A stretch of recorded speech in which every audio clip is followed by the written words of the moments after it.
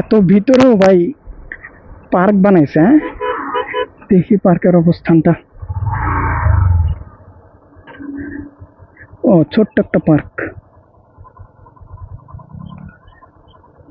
যাক, মাশাল্লাহ, যাক, আলহামদুলিল্লাহ, রাস্তা, বড় রাস্তায় আসছে, আলহামদুলিল্লাহ।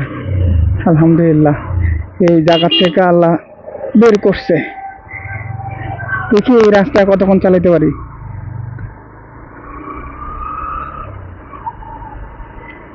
যাক, আলহামদুলিল্লাহ।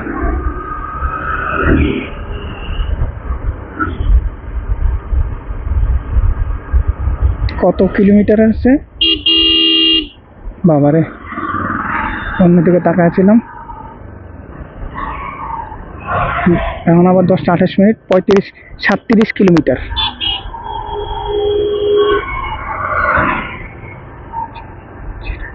আচ্ছা, আমরা আছি এখন হচ্ছে জিঞ্জিরা। তবে ওই ছোট্ট একটা রাস্তা দিয়ে ঢোকার কারণে খুব তাড়াতাড়ি আসছে। জাম বাবাজি, আবার যে জামের কারণে পুরা আধা ঘন্টা 1 ঘন্টা বন্ধ রাখলাম, ওই জাম আবার।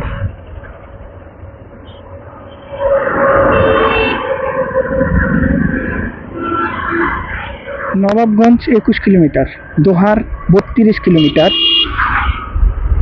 52 কিলোমিটার, শ্রীনগর।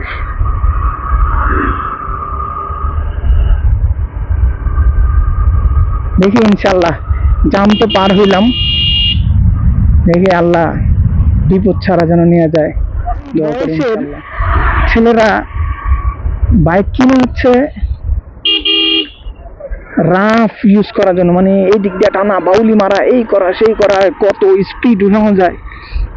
আলহামদুলিল্লাহ, এখনো পর্যন্ত আমি কক্সবাজার থেকে ঘুরে আসছি, আমার সর্বোচ্চ স্পিড ছিল হচ্ছে আপনার এই 80-90 মনে হয় আমার খেয়াল আছে। আমার খেয়াল আছে 90 উঠাইছি আমি হচ্ছে শুধুমাত্র 2বার, একবার আসার সময় আর একবার যাওয়ার সময়। তাও আবার ওই 400 কিলোমিটারের মধ্যে শুধুমাত্র একবার। হ্যাঁ, একটু জায়গার মধ্যে রেস মারো। যাক, আলহামদুলিল্লাহ, জামের রাস্তাতে পার হয়েছে, এটাই তো শুকরিয়া করে আল্লাহর কাছে। ও, পুরো গ্রাম্য ফিল, আলহামদুলিল্লাহ। কি সুন্দর, কি সুন্দর ভ্রমণ। এই জন্য আল্লাহ তাআলা সব থেকে বেশি ভ্রমণ করতে বলছেন। নদী না, খুব সুন্দর। এই যে মন ভরে যায়, এই যে এইগুলো দেখলে তো মন ভরে যায়। আলহামদুলিল্লাহ, আলহামদুলিল্লাহ, আল্লাহু আকবার। আল্লাহ তাআলার শুকরিয়া, এই শুকরিয়া আদায় করতে করতেই তো কি সুন্দর। দেখার মতো। আলহামদুলিল্লাহ, আলহামদুলিল্লাহ।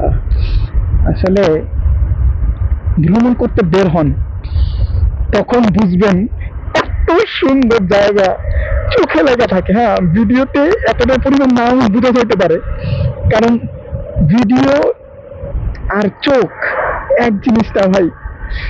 খুবই ভালো লাগতেছে, খুবই ভালো লাগতেছে, আলহামদুলিল্লাহ। তার মধ্যে আবার বৃষ্টি হয়েছে তো, প্রত্যেকটা ঘাস দেখেন কেমন সবুজ হয়ে রয়েছে।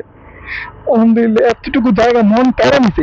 কিছু কিছু জায়গা ভাই মন কাড়া নেওয়ার মতো, কিন্তু ওই যে জাম, হালকা পাতলা জাম, ওই জায়গাগুলো এত পরিমাণ খারাপ লাগে বলা বাহুল্য। আলহামদুলিল্লাহ, ওরে আল্লাহ, আমি আবার না দেখা এত সৌন্দর্য দেখতে দেখতে ভুলে গেছি এই জায়গায় যাওয়ার।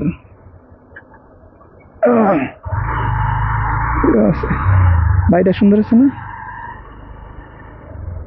খুবই ভালো লাগে, খুবই ভালো লাগে। এখান থেকে দেখে মনে হইতেছে না যে সামনে পাহাড় আছে, কি বলি, সরি, সামনে ওই যে কি নাম যেন আপনার, সাগর, সামনে আর কিছুই নাই। এই যে এই বড় বড় তাকাইলে আমার কাছে লাগতেছে, কারণ আমি কক্সবাজার যখন গেছি তখন এই জায়গাটা খুবই পরিমাণে এরকম লাগছিল। যখন সামনে যেতেছি, আরে ভাই কি যে বলবো, ওখানে যায় একবার পড়ে গেছি।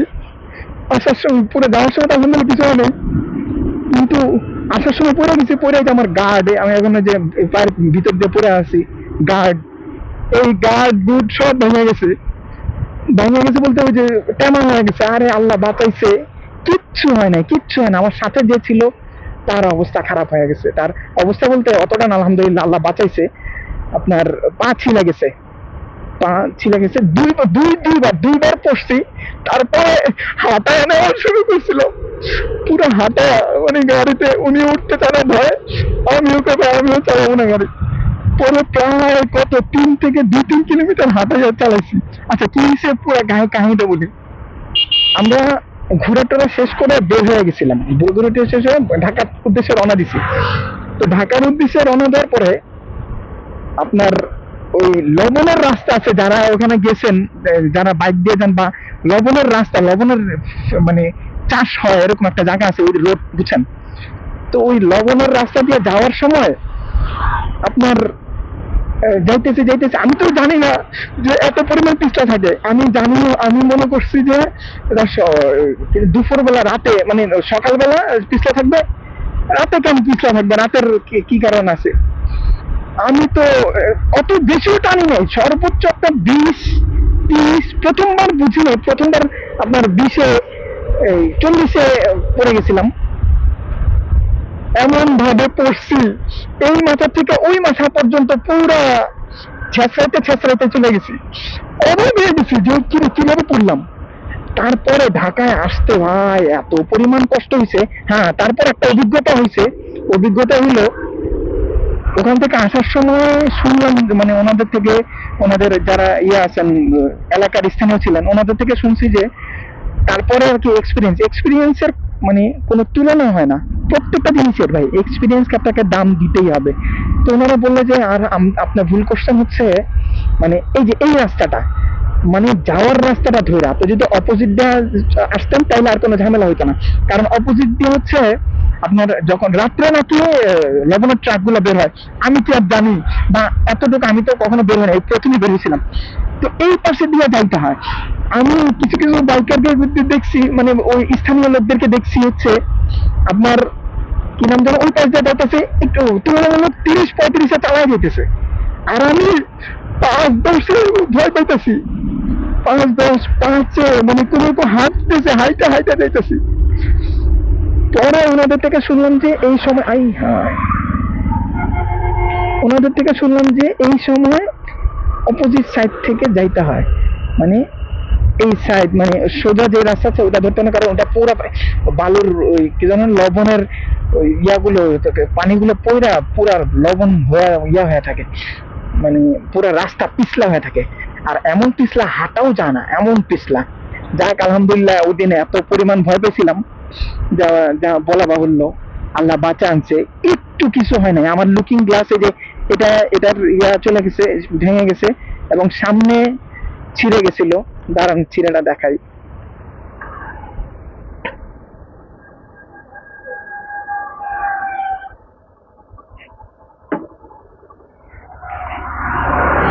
ও রাস্তা মাশাআল্লাহ আলহামদুলিল্লাহ কত সুন্দর। হ্যাঁ, এই যে এই জায়গাটা চলে গেছে, আর হচ্ছে এই যে এটা গেছিল, কিন্তু কিচ্ছু হয় নাই গাড়ির।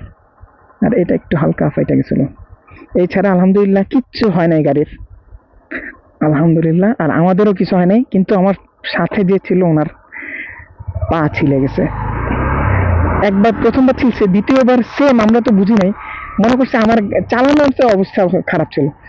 দ্বিতীয়বার দেখি সেম স্টাইলে পড়ছে, আর পিছনে যে ছিল উনি বলে ভাই আমি হাইটা হাইটা যাই, আপনি আপনি যেতে থাকেন। তখন আমি ওনারে মানে ওনার লোক রাগও হচ্ছি যে ওই মিয়া আমি একা বারবার পড়বো, আপনার মিয়া পড়তে হবো, আমি একা একা পড়ুন কেন, মানে আমার ভিতরে ভয় ঢুকে গেছিল।